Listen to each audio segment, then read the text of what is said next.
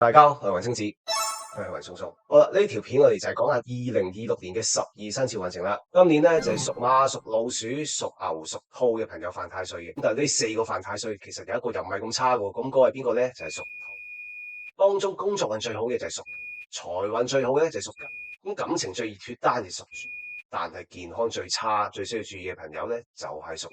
好啦，如果想知道我啱啱講嘅最差最好嘅係邊幾個咧，記得睇晒條片，睇到最尾。好啦，我哋先講下屬馬本命年嘅朋友今年運程過成點先。去片。好啦，屬馬嘅朋友點咧？屬馬嘅朋友，你今年就犯太歲，係本命嘅太歲啊，所以整體運程都會差少少嘅。咁首先第一樣最差嘅係咩咧？就係大局服人，即係好多嘢會好慢啦。啲嘢進展緩慢，好難喐咁樣啦，所以喺工作上面，你哋可能都會做得比較 put off 嘅。就係呢種因素，可能會令你嘅滿足感都比較低，而且普遍嚟講都容易遇到幾多人事變動，好多嘢自己都要頂埋人哋去做嘅。咁個有道咧就好罩忌嘅，就係你哋嘅財宮見到一粒煞星喺度，所以對於好多做金融啊、銷售嘅朋友咧，今年就唔係好利跑數，運營業額方面就比較唔係咁理想，同埋小心對於財務方面係特別容易俾人跣親嘅。仲有道會令你覺得好厭悶嘅，就係你哋屬於不宜求變嘅格局，喐咗可能仲衰過而家，咁因為會搞到自己今年好似喺一個好大嘅悶局裏邊咯。咁講完唔好，講啲好噶啦。屬馬嘅朋友今年係有啲貴人運嘅，而且提升機會咧都算合格嘅生肖，即係你比起其他生肖，你哋已經唔算係太衰噶啦。咁同時間因為有個開門加持緊你哋，但係個力量就唔夠大，所以對於一啲已經係失業咗一排，好需要今年揾工作嘅朋友，今年都係 OK 嘅。咁就算翻緊工嘅話，有開門加持都有度好，就係工作穩定啦。咁所以雖然今年係犯太歲，但係運程整體聽落又唔係差到貼地，又唔係好。當中你就以春天、夏天咧運勢會比較弱嘅，咁喺秋天、冬天運氣就自然會好翻啲噶啦。好啦，啱啱都有提到啦，去到錢方面，你哋今年犯太歲，壞嘅影響就係仍然喺錢方面啦。所以做生意嘅朋友，今年係比較蝕底嘅，我就情願你係打工嘅，可能會比較順一啲。咁不論你係打工又好，做生意又好，都有個問題，就係好容易發生一啲突發性漏財嘅事。即係做生意嘅例如係乜嘢？突發性漏財啊，公司突然間要搬，被迫遷，你控制唔到嘅事，業主突然間話加你租。私生活嘅話，打工嘅可能你突然間又要搬屋啊，使一大嚿錢啊，屋企有啲重型電器壞咗啊，係一啲不能避免嘅破財事實，都容易喺今年發生嘅。所以喺錢方面，今年絕對係宜守不宜攻嘅。好啦，咁去到感情方面就比較複雜啲啦，因為你哋嘅六合喺一個旺宮嗰度，所以今年都屬於係桃花年嚟嘅。咁啊特別對啲單身嘅朋友好啲添，今年係容易脫單，容易見到對象。可能比以往都容易有 feel 有感覺嘅。咁如果你已經有感情關係嘅話，拍緊拖就要小心啲防下桃花啦。男方女方都容易惹桃花嘅今年。咁相對對啲已經結咗婚嘅朋友，今年就比較麻煩啦。第一有桃花，第二講到錢方面唔係咁理想，都會波及到家庭開支比較大嘅。去到健康又點呢？因為你哋俾得病星克住咗，所以今年健康運都係偏弱嘅，特別係心腦血方面就容易出問題嘅。另外都仲要小心下呢個呼吸系統都係一種熱門嘅病徵。咁因為俾病星克住，所以如果係長者嘅話，或者係長期病患嘅朋友，今年就要小心啦。如果你屋企有人係屬馬嘅話，今年就多啲睇下佢哋，照顧一下啦。好啦，屬馬嘅朋友，你哋嘅有利方位係西、西北同埋北方嘅。好啦，幫到你哋嘅顏色係黑色、灰色、藍色、白色同埋金屬嘅顏色，例如金色、銀色、銅色等等。催運嘅水晶有白水晶、金髮晶同埋黑曜石嘅。好啦，咁至於去到化太歲嘅飾物嘅話，你哋可以留意佩戴一啲屬羊、屬虎、屬狗嘅飾物，甚至乎好似好簡單擺一張相關生肖嘅 wallpaper。喺你哋嘅電話度都會有作用嘅，反正就係隨身佩戴呢啲幫到你化太歲嘅飾物，羊、虎、狗等等。所以屬馬嘅雖然係本命年，但係聽落其實仲有大把人可以衰過你嘅。你哋今年唔係最差嘅犯太歲裏邊嚟講。好啦，請大家放心啦。12生肖運程嘅嘢，我成日都話你哋當新年習俗睇下就算啦。有樣嘢我成日都答唔到自己嘅，點解一班同學考第一個又犯太歲，考第尾個又犯太歲？咁到底邊個犯太歲，邊個衰呢？係咪先？我都答唔到自己。所以如果你有運程問題，最好嘅解決方法其實就係學術數，學識一門術數，幫自己趨吉避凶，靠自己好過靠人啦。咁學術數最好就係學奇門遁甲啦，佢最能夠幫你把握運勢嘅。影片描述欄就係我哋免費課堂嘅連結，大家可以督下佢，試下佢先嘅。報名連結都可以喺影片描述欄或者置頂留言嗰度揾到嘅。好啦，就算你唔想讀書，OK，想化解催運，都記得 follow 同埋 subscribe 我哋，加入我哋嘅 Discord。咁我哋每個月咧都會提醒大家點樣報一啲奇門遁甲風水陣，去幫大家趨吉避凶嘅。好啦，講到呢度啦，祝大家新年行好運，事事順利。好啦，拜拜。羊嘅朋友點咧？你哋嘅運程係屬於中等啦，中規中矩咁啦。因為見到你哋嘅工作宮位有得白虎嘅關係，所以今年都係會比較辛苦啦。特別容易係可能需要身兼多職咁啊，即係我做開 admin 嘅頂，你叫我搞埋啲財務都有嘅，就會遇到呢啲咁嘅情況啦。仲有啲衰嘢嘅，人事方面係弱，你哋會比較容易遇到小人同埋是非。咁所以如果你自知一向人緣比較普通嘅話咧，今年講嘢小心，唔好亂咁得罪人啊。人事弱，自然同事關係差。今年亦都係比較少啲助力嘅，所以好多嘢你都要靠自己，預咗自己身兼多職咁就啱噶啦。可以講下啲好嘢啊！你哋嘅上升機會係屬於合格嘅生肖嘅，而且同老闆嘅關係都屬於係中上嘅生肖，所以今年如果俾你捱得過，分分鐘係有得升職加薪嘅，而且亦都對轉工有利，轉咗工亦都普遍可能會揾到份更好嘅工作，以求進步。而且12生肖咁多個嚟講，你都係屬於有利進修，可能讀書文昌效果方面係會比其他人好嘅。同埋屬羊嘅朋友就係比較旺啲管理層嘅，如果你做緊基層嘅話，就相對冇咁好，但係都 OK。咁如果你係有需要揾工嘅，今年就係平平啦，唔算特別難，又唔算特別易，靠自己努力啦。可以留意屬羊嘅話，係春天同埋年底會比較旺啲嘅。好啦，去到財運方面咧，可能就比工作弱少少啦，係財運弱，漏財生肖之一。因為財星弱，自然做生意都係麻麻地啦，所以我情願你係打工嘅，都會好過做生意嘅。咁但係整體屬羊嘅朋友都要注意啦，只要你有翻少少年紀，你哋都係比較容易因為啲家事啊，因為屋企嘅長者而破財嘅。所以如果你一家之主嘅話，又避開幾邊家用嗰啲咧，你今年就會比較頭痛噶啦。好啦，嚟到感情，感情又點咧？係屬於一個不合則嚟嘅變動年嚟，即係容易好嘅變壞，壞嘅又變好。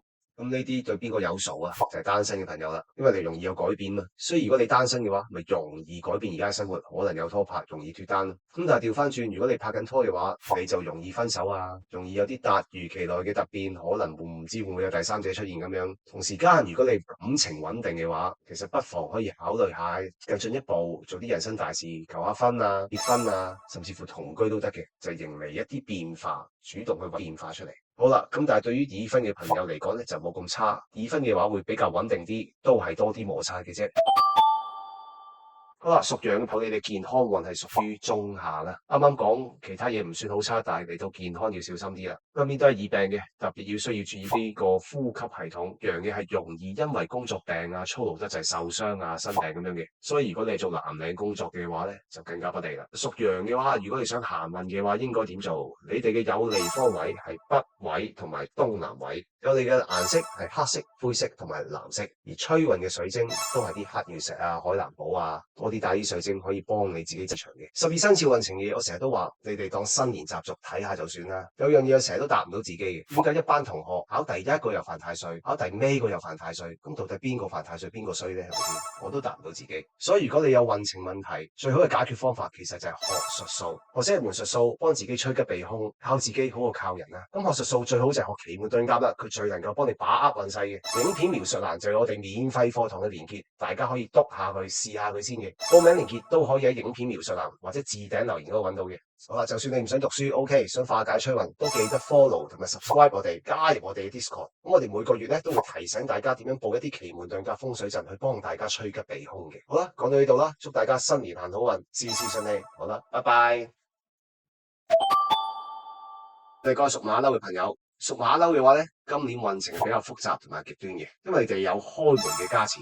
佢係屬於一個吉格同你同一個宮位，所以其實工作運嚟講算係唔錯嘅。工作運大致平穩，亦都有利去作多一啲嘗試。但係講到提升機會咧，就屬於普通嘅生肖啫，所以佢升職加薪方面係可能會比其他生肖困難嘅。所以咁講法，可能係得個造字嘅啫。咁對於待業或者找工作嘅朋友咧，就一般啦，OK 啦，都屬於中上偏高嘅。但係轉工運只屬於一般。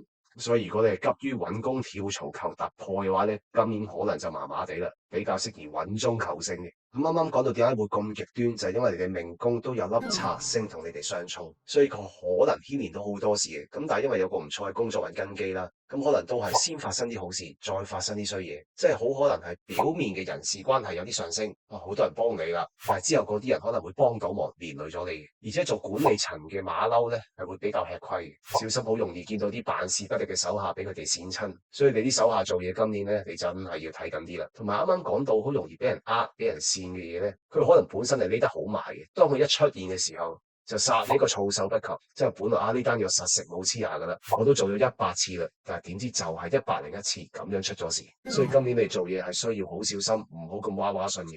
咁整體運程嚟講就屬於下半年比較好，上半年咧就比較泄氣啦。所以如果你嘅行業旺季係擺喺下半年嘅話咧，咁你嘅發揮亦都會比其他人好。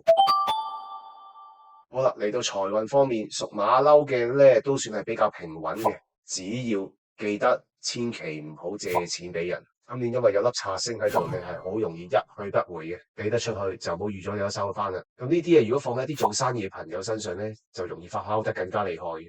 即係好似啱啱講，可能我已經有啲係實食冇黐牙嘅訂單，都可能會撻 Q 嘅。咁所以今年做生意就盡量係睇住荷包啦，唔好口傷荷包立，亦都係不太有利於需要借好多錢先至做到嘅生意。因為今年借貸周轉，大環境已經唔好，亦都係屬於一個比較難借到錢嘅生肖嚟。咁去到我哋普通老百姓啦，打工嘅都會容易喺財務發生啲唔知點解會發生嘅棘手事啊！舉個例即係好似如果我哋今年用個積金易平台嘅話，都可能係特別難 work，就可能啲程序手續搞都搞唔到咁樣。所以今年對於財務方面屬馬騮嘅都會有啲頭痕嘅。好啦，去到感情方面又點呢？對單身人士係唔錯嘅，係幾旺桃花嘅，而且比較容易有正緣。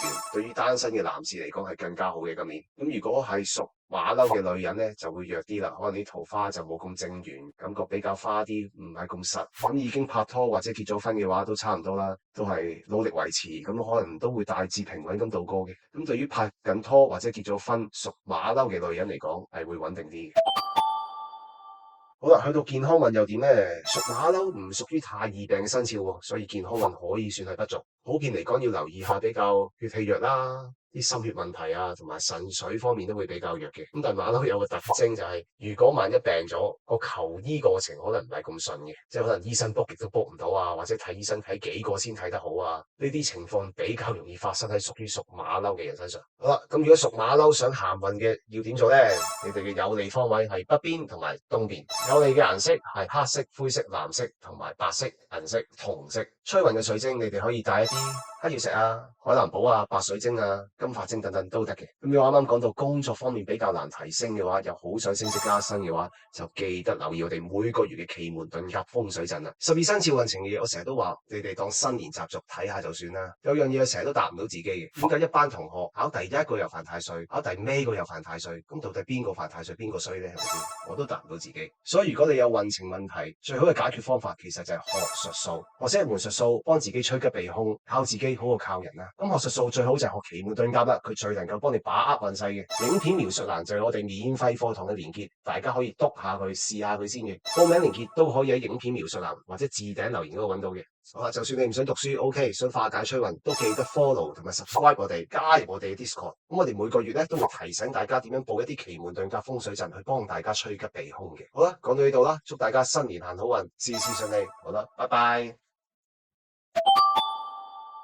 好啦，我哋而家講緊屬雞嘅朋友，恭喜你，你就係啱啱提到財運最好嘅生肖啦。咁你屬雞嘅朋友整體生肖運程係好嘅，一定係三甲之列噶啦。咁第一點，工作穩定啦，工作危機細啦，同埋你哋容易得到上司嘅關照，所以今年升職加薪嚟講咧，都屬於係大機會嘅生肖嚟嘅。而且你哋亦都係適合轉工跳槽嘅生肖。如果已經對固有工作感覺喺瓶頸度想突破下，今年係建議多啲揾機會轉工嘅，大機率揾到一份更好嘅工作。咁因為講到佢係財運比較好嘅生肖，所以如果你做啲金融業啊、財務跑數要跑營業額嘅工種嘅話咧，今年都係屬於好年嚟噶。好啦，咁講到咁好都有啲衰嘢嘅，你哋要留意以下幾點啦。第一，力不從心，工作運聽落雖然唔錯，但係好多嘢好棘手，都係難搞嘅，所以一切都係得來不易嘅。而且因為工作宮位有粒白虎同埋馬星，所以你哋好機會遇到一啲好突如其來嘅阻隔，令你無所適從，好難適應。突然間俾咗好多好大嘅難題、好大嘅 target 你哋去孭咁。咁喺職場上面都係屬於容易犯是非啦，容易俾人跣嘅生肖嚟嘅。工作上面亦都容易犯一啲比較低級嘅糊塗錯誤。啱啱講嘅問題就特別容易喺春天嗰時發生啦。咁對於基層嘅朋友嚟講，或者你係做管理嘅話，今年都唔錯嘅，所以算係相當之大包圍噶啦。咁正宮睇運程就以上半年普通至稍為弱少少，但係一到中秋踏入下半年嚟講咧，運程就會開始轉順嘅。好啦，去到財運方面，啱啱講到係財運最好嘅生肖，所以做生意嘅屬雞朋友咧係好過打工嘅。咁啱啱講到打工已經唔錯啦，但係做生意分分鐘會更好嘅。但係佢會比較局限喺一啲做小生意，成本比較低、開支比較低嘅生意會比較好啦。因為就算佢財運唔差，但係會見到佢整體嘅經營成本都係容易上升嘅，尤其是春天就係特別容易漏財嘅時間，所以大家要多加注意啦。好啦，去到感情方面，因為你哋有六合同宮啊，六合係一個好好嘅感情星。雞嘅話咧係屬於旺男不旺女嘅，所以脫單嚟講，男仔就易過女仔。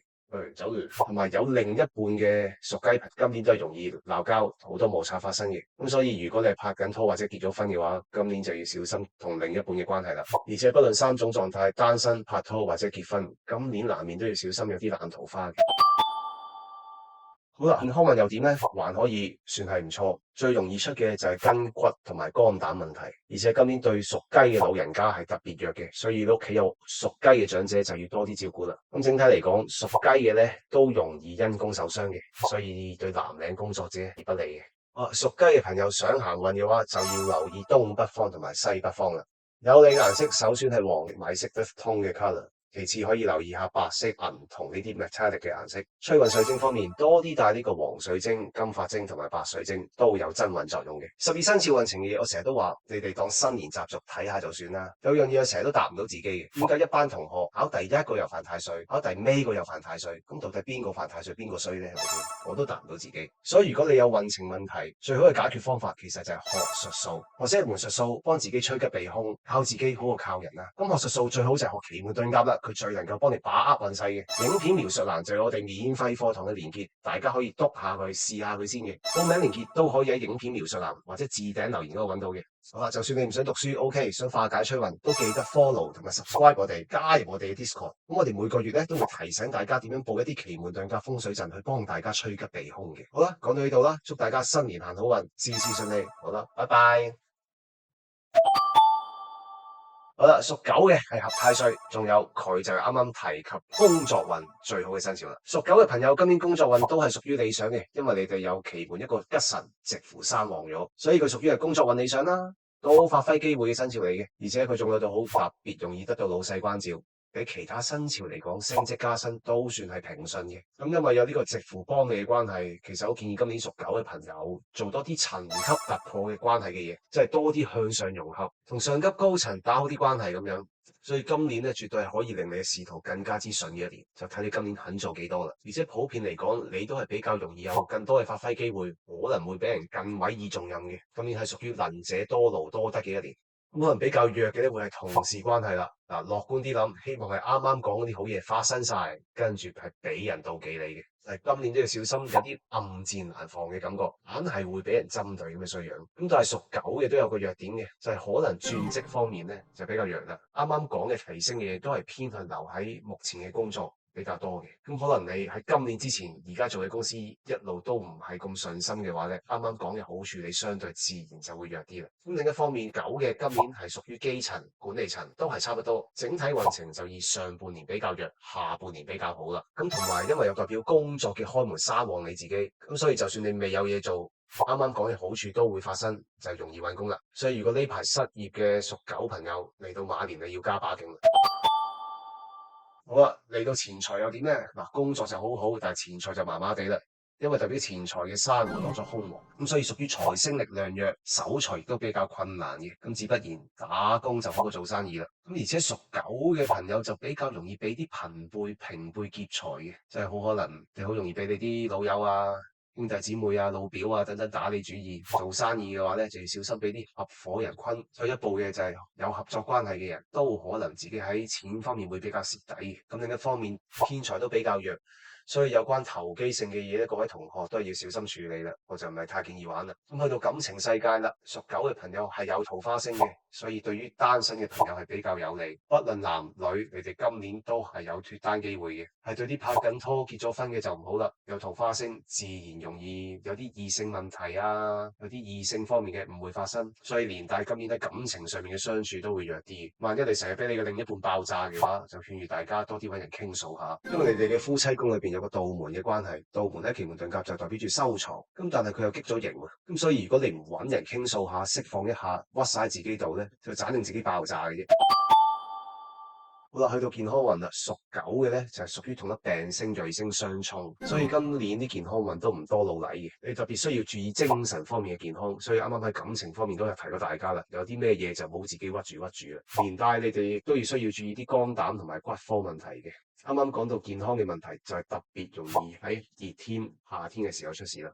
想行運咁點做咧？屬狗嘅朋友，你哋嘅有利方位就係西位同埋西北位。咁有利嘅顏色咧，就係白色同埋金屬嘅顏色，即係金、銀、銅等等嘅 metallic 顏色啦。想帶啲嘢去幫自己催運嘅話，你哋可以選擇白水晶、金髮晶、銀髮晶等等嘅。咁啱啱講到工作運，既然係 No.1 冠軍嘅話，你又 feel 到你自己今年真係有啲升職加薪機會啦。記得留意我哋每個月嘅奇門遁甲風水陣，擺翻個靚陣，幫自己提升一下。12生肖運程嘅嘢，我成日都話你哋當新年習俗睇下就算啦。有樣嘢我成日都答唔到自己嘅，點解一班同學考第一個又犯太歲，考第尾個又犯太歲？咁到底邊個犯太歲，邊個衰呢？係咪先？我都答唔到自己。所以如果你有運程問題，最好嘅解決方法其實就係學術數，學識一門術數，幫自己趨吉避凶，靠自己好過靠人啦。咁學術數最好就係學奇門遁甲啦，佢最能夠幫你把握運勢嘅。影片描述欄就係我哋免費課堂嘅連結，大家可以篤下佢，試下佢先嘅。報名連結都可以喺影片描述欄或者置頂留言嗰度揾到嘅。好啦，就算你唔想讀書，OK，想化解催運，都記得 follow 同埋 subscribe 我哋，加入我哋嘅 Discord。咁我哋每個月咧都會提醒大家點樣報一啲奇門遁甲風水陣，去幫大家趨吉避凶嘅。好啦，講到呢度啦，祝大家新年行好運，事事順利。好啦，拜拜。我哋一講係屬豬嘅朋友點先？屬豬嘅話，整體運程係唔錯嘅，絕對係中上之選，而且佢就係我哋啱啱片頭所講最容易脫單嘅生肖啦。好啦，一陣去到感情運，再慢慢講。好啦，我哋先講下工作運先。屬豬嘅朋友，今年工作運係穩定嘅，而且有關提升嘅升職加薪方面，機會屬於係中等偏高嘅生肖啦。好啦，所以最緊要嗰兩樣嘢，屬豬嘅朋友係有嘅。可以話結果好，但係過程相當之麻煩。第一，因為你哋嘅流年宮位見到個經門，喺奇門遁甲經門就代表住是非，所以你哋今年難免都係會比較是非多嘅。喺工作上面，你哋嘅問題好似永遠都係沒完沒了，處理唔完咁樣，而且會有好多人事問題，比較容易遇到工作上面嘅人事變動而影響到你自己嘅。咁另一邊廂，屬豬嘅朋友遇到嘅老細呢，都係好鬼難服侍嘅，即係一般嗰啲咩要求高啊、唔講道理啊，都係輕傷嘅啫。重則你老細可能經常都會問候你嘅，平輩同事之間相處都唔係咁融洽，處處都有暗箭。如果你做管理層嘅話，你啲手下流動性都會比較大，但係人走咗唔知請唔請翻俾你㗎。可能要你自己啃埋嗰啲工作嘅，所以你哋屬豬嘅朋友，今年工作上面都要有相當嘅心理建設先得。咁如果你係待業揾工嘅話，今年揾工都算容易嘅。咁啱啱講到嘅工作穩定、工作容易提升嘅話，屬於基層同埋管理層都會收到呢份紅利嘅。咁至於工作運方面，就以冬天同埋夏天呢兩個季節會稍為弱啲啦。今年屬豬嘅話咧，財運都係弱噶啦，一定要好好守財。守財嘅套餐都不外乎唔好亂咁使錢，唔好借錢俾人嘅嘢。只要唔肯跌錢出去，雙極有個譜嘅。但係屬豬嘅特別之處就係，如果你本身就已經有啲債務，按揭唔計啦，咁債務方面係有啲更惡化嘅機會發生嘅。所以小心俾啲債務攻破你荷包裏邊最後一道防線，有啲雪上加霜嘅感覺。即係如果咁講，打工就一定好好做生意啦。做生意嘅話，你哋都要提防盜賊啦。咁喺運程上面嘅盜賊唔一定係真係嚟偷你嘢嘅，嚟騙你害你嗰啲都係賊嚟嘅。即係佢俾好多衰嘢你發生，或者直接令到你破財，間接令你破財嗰啲都係賊。所以只能說，去到錢方面就請屬豬嘅朋友時時小心啦。OK，咁嚟到感情啦，屬豬係最精神嘅啦，因為啱啱提到佢係最容易脫單嘅生肖啊，而且佢係更加旺一啲單身嘅女性嘅，因為喺奇門遁甲裏邊代表感情嘅六合，我見到成個宮位都相當之吉祥，所以如果你已經 dry 咗好耐嘅話，今年唔好自暴自棄。多啲接受新人新事物，提高自己自信，記住嗰啲咩吸引力法則都好啊。總之可以幫你喺感情上面跨出一步嘅話，都建議大家多啲正面正能量嘅思想。好啦，就算你拍緊拖嘅話，今年都係相對地穩定嘅。咁但係如果結咗婚嘅話，今年就麻煩少少啦，會比較多暗湧，會多啲摩擦，多啲誤會，亦都容易有啲大型口角發生嘅。嚟到健康運又點呢？屬豬嘅係易病生肖之一，但係都係屬於小病居多嘅，所以健康運方面唔算好差。容易出嘅問題係心血弱啦、頭暈頭痛等等輕強嘢啦。但係有度要注意，屬豬嘅朋友比較容易喺外遊嘅時間出差去外國、外地等等，容易遇到意外發生。咁所以大家出門嘅時候就記得買定旅遊保險，或者通知定屋企人啦。好啦，去到催運方面，屬豬嘅朋友嘅有利方位係南方、西方兩個方位。咁有利嘅顏色係紅色、橙色、紫色同埋白色。咁如果想催運嘅話，可以多啲帶粉晶啦、紫水晶啦同埋白水晶嘅。12生肖運程嘅嘢，我成日都話你哋當新年習俗睇下就算啦。有樣嘢我成日都答唔到自己嘅，點解一班同學考第一個又犯太歲，考第尾個又犯太歲？咁到底邊個犯太歲，邊個衰呢？係咪先？我都答唔到自己。所以如果你有運程問題，最好嘅解決方法其實就係學術數，學識一門術數，幫自己趨吉避凶，靠自己好過靠人啊。咁學術數最好就係學奇門遁甲啦，佢最能夠幫你把握運勢嘅。影片描述欄就係我哋免費課堂嘅連結，大家可以篤下佢試下佢先嘅。報名連結都可以喺影片描述欄或者置頂留言嗰度揾到嘅。好啦，就算你唔想讀書 ，OK， 想化解催運，都記得 follow 同埋 subscribe 我哋，加入我哋嘅 Discord。咁我哋每個月咧都會提醒大家點樣佈一啲奇門遁甲風水陣去幫大家趨吉避凶嘅。好啦，講到呢度啦，祝大家新年行好運，事事順利。好啦，拜拜。跟住我哋講埋另一個重點犯太歲嘅朋友，屬老鼠會點先？屬老鼠嘅朋友就唔好意思啦，你嘅運程真係偏弱嘅，真係要當自己犯太歲看待。同埋中咗個唔好彩嘅大獎，就係你哋係屬於健康運最弱嘅生肖嚟嘅。屬鼠嘅朋友命宮見到破軍星入墓，所以你今年呢做咩都覺得好似唔知做乜咁，做嘢又冇滿足感，又有無力，好冇方向嘅。人際關係都真係偏弱，而且好容易俾上司針對，所以好多事情呢，你哋都係預咗靠自己好過啦。身邊可以委以重任、可以依賴嘅人真係唔多嘅。講到咁差，自然升職加薪呢啲機會都不是你的噶啦。喺12生肖嚟講，屬鼠嘅提升運真係偏弱嘅，所以屬老鼠嘅朋友都可以當係有工作危機嘅生肖去看待噶啦。所以今年醒定啲啦。好彩你哋個命宮都仲叫做有粒驛馬星，所以都仲可以求變，可以揾下工、跳下槽試下嘅。只不過都唔係會嚟得太容易咁解啫。所以如果真係想突破僵局，今年要多啲花心機，多啲揾 agent，多啲自己主動去見下工先得啦。咁啱啱講嘅嘢其實特別針對基層嘅朋友嘅。如果你係屬老鼠，但係你同時間點樣都要帶下 team 喺管理層嘅話呢，咁係冇咁傷嘅，好少少啦。都仲有少少安慰獎，因為犯太歲容易有變動。反而如果你已經係好黑，今年失業要揾工嘅話，但係因為犯太歲係容易有變動嘅關係，所以如果你一路都未揾到嘢做，熬老襯熬到今年啦，你反而係容易揾到工作嘅。咁啱啱講屬鼠嗰啲唔好彩嘢，多數集中喺上半年發生，去到下半年咧就開始正常回穩翻少少噶啦。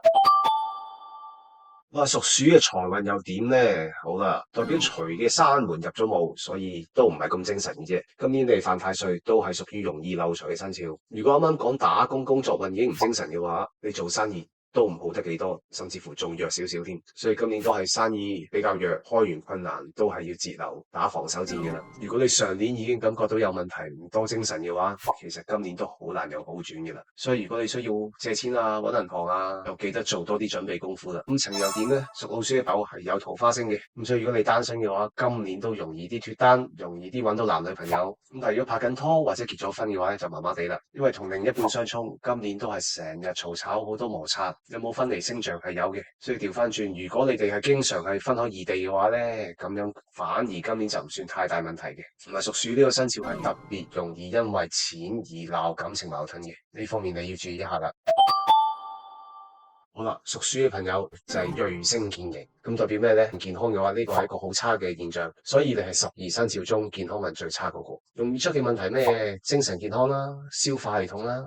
特別講到精神健康，因為今年可能大方向運程都唔係咁順啦，咁所以自己有啲咩問題就記得要發出援助，唔好自己屈埋個心度。唔係話一定要睇咩心理精神科醫生咁樣，但係有時記得揾個朋友傾訴下咁解啫。或者你身邊應該係另一半係屬老鼠嘅話，哎呀佢又真係手指爆炸喎，咁你就記得多啲忍讓下啦。另外同時間因為粒病星有刑嘅關係，所以屬老鼠嘅長者同埋有長期病患嘅朋友咧，今年就要多啲注意健康啦。就算你唔係屬老鼠嘅，都記得多啲照顧你身邊屬老鼠嘅屋企人同埋朋友啦。好啦，講到催運方法，你哋嘅有利方位係北方同埋東北方，顏色係黃啡米係啡色米色同灰色藍色。催運嘅水晶有黃上石、海南寶等等。咁犯太歲點樣化解？記得多啲佩戴呢個馬騮同埋龍形嘅飾物，每日都佩戴24小時更新，甚至乎好簡單咁整一張龍形或者馬騮形嘅 wallpaper，整個 bathing ape 咁樣都得嘅。好啦，如果你覺得啱啱講嘅催運方法都未夠幫到你嘅話，咁你就要留意我哋每個月嘅奇門遁甲風水陣啦。12生肖運程嘅嘢，我成日都話你哋當新年習俗睇下就算啦。有樣嘢我成日都答唔到自己嘅，點解一班同學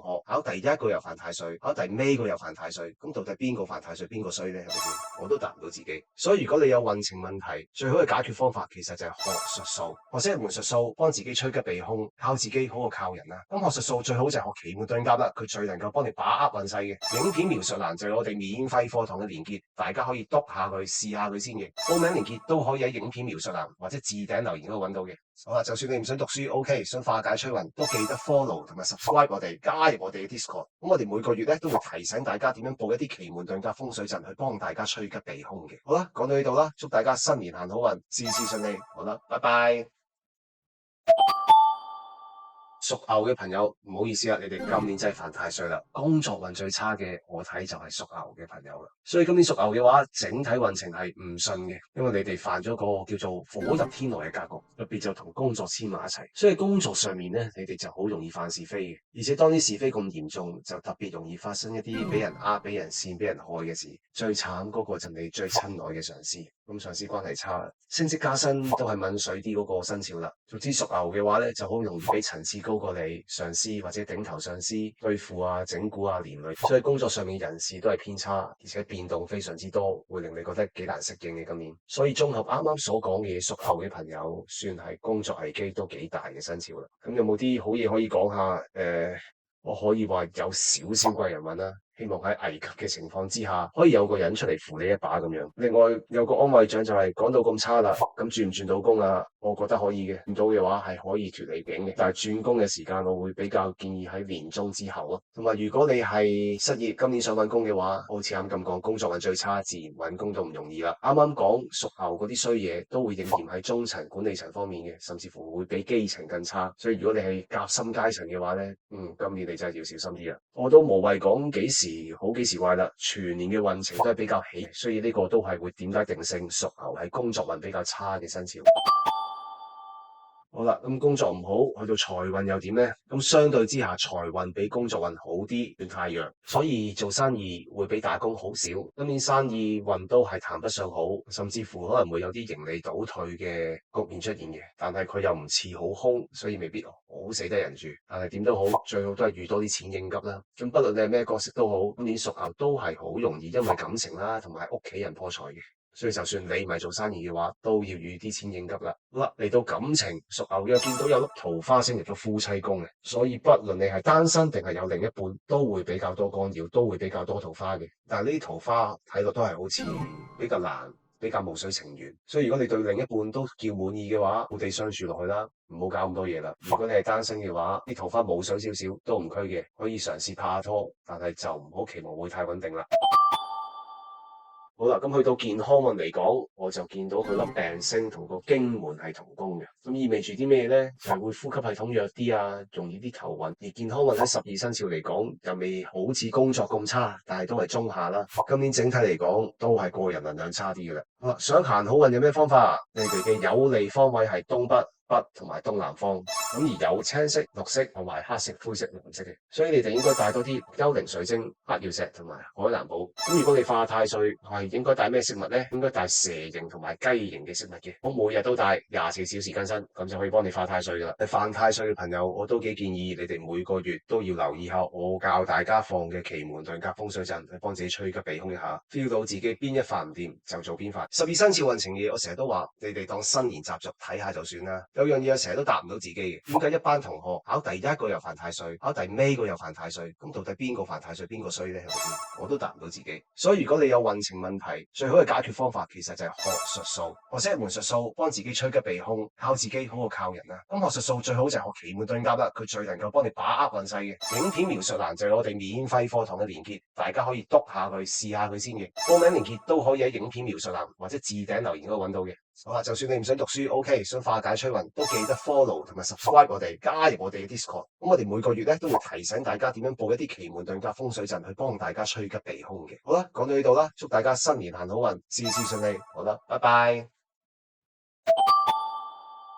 好啦，而家我哋講下屬虎嘅朋友今年點先嗱，屬虎咧，你係屬於合太歲嘅。三合太歲，所以整體運程唔算太差，都叫合格，但係稍為叫中間偏下少少啦。啲卦象見到都係比較反覆，所以工作都會好多棘手嘢，好多嘢都係反反覆覆。點解啊？做完又做，做完又翻轉頭，都未解決個問題嘅咧？呢啲就係你哋今年普遍都會遇到嘅情況啦。所以今年工作上面嘅滿足度啊、方向性啊都係不足嘅，而且工作都容易見到啲零星小人是非啦。但係 compare 其他生肖嘅話咧，都唔算好嚴重。好啦，咁有啲咩好嘢講下咧？屬虎嘅朋友算係有少少貴人運啦，因為你有粒天賦星喺你個流年宮位度出現，咁所以你哋可能叫做係有啲人幫噶啦。咁講到其他方面，譬如工作危機嚟講，算係中下嘅生肖啦，又唔敢講好定當，但係又唔係好危險，好淹悶嘅，好平均線嘅。咁講到升職加薪啦，中中挺挺，打工最緊要嘅上司緣分，又係中間叫做合格咁啦。好啦，咁如果唔安於現狀，想轉換下環境又得唔得啊？轉工運我覺得叫可以嘅，轉到嘅話都叫做有機會揾到比而家好啲嘅工作，但係又係嗰種說法，你哋係中間唔見到一種好大嘅進步喺度。咁如果一路以嚟失業嘅話，今年揾工容唔容易咧？都係普普通通。所以如果已經 hea 咗好耐嘅話，今年想揾嘢做啦，都係要好努力，見唔到啲好好運嘅事出現。好啦，佢係平平均均型嚟嘅，咁所以做管理層同埋做基層嘅運程都係差唔多嘅啫。咁至於咩時間比較順，我會睇下半年係你哋比較順嘅時間，集中喺下半年出擊啦。好啦，去到財運又點咧？屬虎嘅朋友財運都係中中挺挺，唉，好悶嘅真係講得。你哋嘅財星有吉有凶啊！如果你係需要揾機會跑生意跑數嘅，OK 噶，今年會揾到啲嘢翻嚟嘅。但係守財容唔容易？唔容易，所以又係一種財來財去嘅格局。咁但係我個人就覺得做生意嘅朋友比打工略好少少，所以只要你係應使則使，唔好過度擴張，今年應該唔屬於好危險嘅。好啦，咁如果你嘅工作係屬於需要跑數啊、揾客啊，又或者你做生意嘅話，因為你哋嘅三門係黐住一粒天沖星，天沖星就代表住快急，咁所以你哋今年見到嘅機會咧，都會比較難把握，好容易一閃即逝嘅。咁但係都起碼叫有好過冇先啦，係咪？好啦，去到感情又點咧？今年我見到夫妻宮月同阿金係相沖嘅，所以今年係比較容易有啲分離事發生嘅。咁首先一樣嘢就係對已經有另一半拍緊拖又或者結咗婚嘅朋友，呢個係一個唔好嘅信號嚟嘅。就算唔分離，都容易有爭吵、有摩擦發生。咁如果放咗喺單身嘅朋友，咁即係代表你哋夫妻宮緣分比較弱。就算你見到好似啲幾啱嘅對象啊，咁都好難有 feel，可能爭最後一步行唔到埋一齊。咁就算一齊咗啦，都可能比較容易唔穩定啊。好快就會鬧一次分手啊咁樣。所以呢一點係屬虎嘅朋友需要注意噶啦。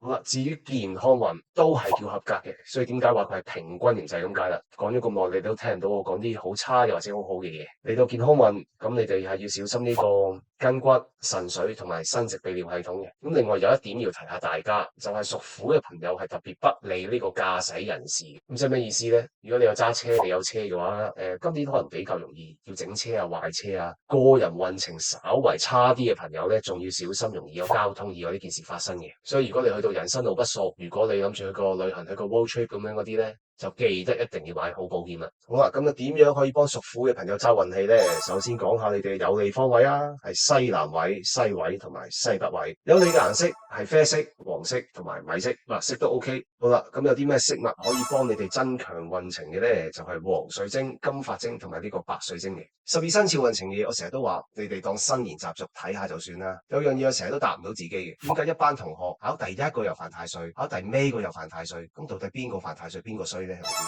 我都答唔到自己。所以如果你有運程問題，最好嘅解決方法其實就係學術數，或者一門術數幫自己趨吉避凶，靠自己好過靠人啦。咁學術數最好就係學奇門遁甲啦，佢最能夠幫你把握運勢嘅。影片描述欄就係我哋免費課堂嘅連結，大家可以篤下佢試下佢先嘅。報名連結都可以喺影片描述欄或者置頂留言嗰度揾到嘅。好啦，就算你唔想讀書 ，OK， 想化解催運，都記得 follow 同埋 subscribe 我哋，加入我哋嘅 Discord。咁我哋每個月咧都會提醒大家點樣佈一啲奇門遁甲風水陣去幫大家趨吉避凶嘅。好啦，講到呢度啦，祝大家新年行好運，事事順利。好啦，拜拜。好啦，跟住我哋講下另一個犯太歲嘅朋友，屬兔嘅朋友會點咧？好啦，恭喜你，你係屬於犯太歲裏邊嘅生還者。雖然你有犯太歲，但係其實睇落咧，你嘅運程我覺得唔差得過其他冇犯太歲嘅朋友。首先一樣嘢，工作運咧係唔算差嘅，橫睇掂睇我都唔覺得佢係一個工作危機大嘅生肖。咁所以如果萬一你工作上面真係俾人 lay off 咗啊，或者公司倒閉啊，真係純粹個人運程唔好彩，咁到時真係建議你揾個師傅睇下啦。喺12生肖嚟講，屬兔嘅工作真係算穩定嘅，而且係做sales 要跑單跑業務嗰啲人咧就更加有利嘅。就算講到有冇升職加薪嘅機會，屬兔都叫合格嘅喎。咁佢最大嘅好處係乜嘢？今年其實有一個叫幽門，代表住貴人嘅吉門同佢相生。咁其實屬兔嘅朋友分分鐘仲係幾有貴人運嘅添。呢啲就係屬兔朋友可以有嘅好處啦。咁犯太歲嘅影響主要發生喺咩位咧？就係呢個是非。雖然有貴人運，但係唔代表你係唔會得罪人嘅。你哋係要小心講嘢，唔好衝口而出。講嘢之前諗過度過先。真係要講工作唔好嘅地方，就係可能成日都唔知做咩嘅，可能上頭俾嘅方向又唔清晰，跟住公司又唔係好滿足到你心裏邊嘅要求。咁但係呢啲其實都係一般打工會遇見嘅嘢，所以我唔覺得特別差。咁仲有度唔好就係啲嘢好慢咯，所以今年你想做嘢係急唔嚟嘅，千祈唔好逼得自己咁緊。咁去到如果你失業，今年需要揾工啦，連揾工嘅機會都屬於係合格以上嘅。咁而且做基層同埋做管理層嘅朋友，我覺得嘅機會係一樣多嘅，都係算差唔多咁順嘅。咁工作嘅時間就以上半年比較差，下半年比較好，所以呢點大家可以注意一下啦。咁去到財運，其實仲唔差添，打工同埋做生意，我覺得都 OK 喎。所以呢一個犯太歲，我絕對覺得係一個生還者嚟嘅。咁因為財運財宮幾好幾靚仔，又唔見啲好差嘅星象，所以只要你好好控制開支嘅話，甚至乎今年可能有啲錢剩添嘅。同埋財運好方面都係屬於正財嘅，偏財方面就唔係咁好啦。去到感情運方面都唔差添。屬兔嘅朋友今年係有利呢個單身未婚者嘅，拍拖嗰啲係多機會㗎，所以今年真係有機會脫單嘅喎。而且你比其他生肖仲更加容易揾到對象添。就算拍拖同另一半都叫做穩定，今年都係一個可以謀大事嘅年份嚟嘅，即係可以 plan 下求婚啊、結婚啊，甚至乎同居啊，咁樣呢啲都係適合嘅大動作嚟嘅。係有度唔好，拍拖或者單身嘅朋友好容易同啲朋友會有啲是非爭端出嚟嘅，所以喺更進一步之前，不妨多啲注意下自己嘅圈子係咪可以容納你嘅另一半啊，容納你嘅對象咁樣咧。如果唔係，就可能會發生更多嘅矛盾啦。反而已婚嘅朋友就感情會弱少少，亦都要小心啲桃花干預嘅。好啦，屬兔嘅朋友健康運又點呢？我覺得係屬於正常，亦都係中間嘅生肖嚟嘅。需要注意嘅部位係呢個消化系統同埋呼吸系統呢兩方面會比較弱啲。咁另一邊廂亦都見到個信息係長者或者係已經有長期病患嘅話咧，就要小心多一份，就係心血問題啦。咁但係整體嚟講，健康運甚至乎都會比某啲生肖冇犯太歲嘅嚟得仲要好少少。好啦，有乜嘢可以幫到屬兔嘅朋友咧？先講有利方位，東北方、西方同埋西北方都係你哋嘅有利方位嚟嘅。咁有利嘅顏色可以留意啡色、黃色、米色啦，同埋白色、金色、銀色、紅 metallic 咁樣嘅顏色嘅。虛雲水晶你哋可以帶白水晶、金髮晶同埋黃水晶。咁至於化太歲嘅方法，就係佩戴狗啊、豬啊同埋羊嘅飾物，每日都袋住呢啲飾物，24小時更新，咁就可以幫你化太歲噶啦。咁如果你有犯太歲，又對自己運程冇信心嘅話，就記得留意埋我哋每個月會教大家嘅奇門遁甲風水陣啦。買啲好簡單嘅嘢就可以幫你提升運程噶啦。12生肖運程嘅嘢，我成日都話你哋當新年習俗睇下就算啦。有樣嘢我成日都答唔到自己嘅，點解一班同學考第一個又犯太歲，考第尾個又犯太歲？咁到底邊個犯太歲，邊個衰呢？我都答唔到自己。所以如果你有運程問題，最好嘅解決方法其實就係學術數，學識一門術數，幫自己趨吉避凶，靠自己好過靠人啊。咁學術數最好就係學奇門遁甲啦，佢最能夠幫你把握運勢嘅。影片描述欄就係我哋免費課堂嘅連結，大家可以督下佢試下佢先嘅。報名連結都可以喺影片描述欄或者置頂留言嗰度揾到嘅。好啦，就算你唔想讀書 ，OK， 想化解催運，都記得 follow 同埋 subscribe 我哋，加入我哋嘅 Discord。咁我哋每個月咧都會提醒大家點樣報一啲奇門遁甲風水陣去幫大家趨吉避凶嘅。好啦，講到呢度啦，祝大家新年行好運，事事順利。好啦，拜拜。好啦，屬龍嘅朋友，你哋今年運程點呢？我覺得係評價唔高唔低咁啦。但係因為你哋命宮有門壁嘅關係，所以今年咧都係比較容易犯錯嘅喎，而且不論係在公在私咧都容易犯錯嘅，同埋是非會比較多。今年記得小心講嘢，唔好咁容易得罪人，而且工作嘅滿足感係會比較低嘅。所以如果你係一啲自我要求好高嘅人咧，今年就唔係咁舒服噶啦。加上情緒飄忽啦，比較容易易怒啦，所以一啲自知 EQ 比較低嘅朋友咧，今年都要注意情緒相處問題嘅。咁仲有度唔好，就係可能工作上面滿足感低，但係又唔係好適合轉工喎。今年轉工亂咁喐嘅話咧，好大機率係會去咗一份唔係咁好嘅工作度。所以對於轉職嘅同事，所以對於有啲轉職需要嘅朋友咧，今年揀工作要小心啦。好彩你哋有個直符同宮，所以工作危機唔算大嘅，同埋都算容易得到上司嘅支持嘅，所以上升機會咧都算係屬於中上嘅生肖。咁工作運嚟講，就以秋天比較弱，其餘時間大致 OK 啦。好啦，咁去到財運又點呢？都係不過不失，但係有一點要注意嘅就係打工會比做生意嘅好，因為你哋個財宮有一個叫火入天羅嘅格局，所以好容易有錢財是非嘅。所以做生意嘅話，你哋好多數期啊、收數方面咧就要特別注意啦。咁如果你唔做生意嘅，個人嘅理財都要小心，唔好亂咁借錢出去，又或者唔好咁容易同朋友有錢銀瓜葛，呢啲都係屬龍需要注意嘅地方啦。咁嚟到感情運嘅都係中規中矩嘅。所以話佢整體運程平格就係咁解。單身嘅話，特別留意春天、夏天呢兩個季節，因為有月跟呢兩個夫星、妻星同宮嘅關係，所以拍咗拖或者已經結咗婚嘅話咧，今年都算穩定嘅。但係今年你要小心，容易有子女問題嘅，所以有小朋友嘅家庭咧，感情會嚟得比較煩啦。好啦，去到健康運都屬於不過不失嘅，整體嚟講以消化系統同埋婦科問題會比較弱。所以屬龍嘅女性朋友咧就會衰多一瓣嘅，同埋整體屬龍嘅朋友都容易見血光，所以今年你哋如果有劇烈運動習慣嘅話咧，今年就要小心啲玩啦，就好容易有意外發生嘅。好啦，嚟到催運方法，龍嘅話有利嘅方位係北方同埋東南方，而你哋有利嘅顏色即綠色、青色。好啦，如果想帶一啲珍運飾物嘅話，可以帶呢個黑曜石、綠幽靈同埋海藍寶嘅。12生肖運程嘢，我成日都話你哋當新年習俗睇下就算啦。有樣嘢我成日都答唔到自己嘅，點解一班同學考第一個又犯太歲，考第尾個又犯太歲？咁到底邊個犯太歲，邊個衰呢？係咪先？